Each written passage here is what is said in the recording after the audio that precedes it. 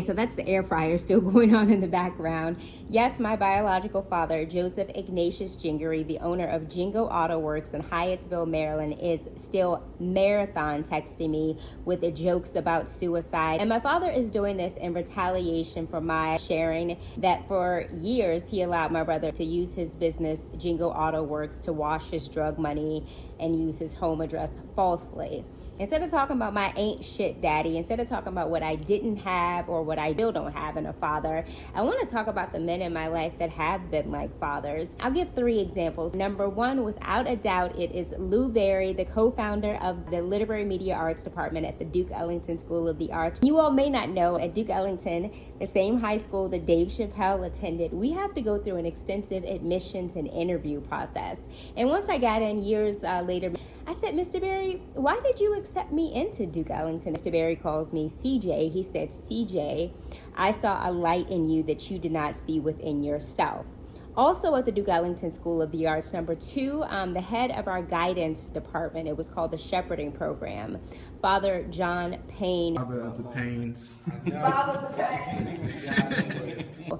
When I was going through a lot of the physical abuse, Father Payne was a mandated reporter under the law, but he did not want me to go through the hell that is the system. So he finagled some things so that instead of going back home to my family, I was able to go live with my best friend's family during my 11th grade year with pretty much no paperwork. He just wanted to make sure that I was safe and not get into the bureaucracy and having to possibly go into the system with kids that probably would have beat my ass.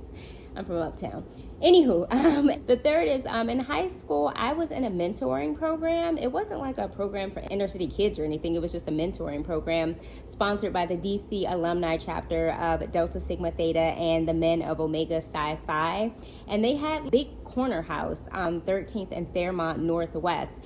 And it felt like almost every other weekend, these men and women, these college-educated, sharp-dressed men, and sometimes they brought their own kids, so I got to see them in their fatherhood element. But they took us to museums. They took us to see Teen Summit. Took us on camping trips. I learned how to canoe and fish with these men. They took us to talks and panels. I met Andrew Young and a bunch of other civil rights leaders.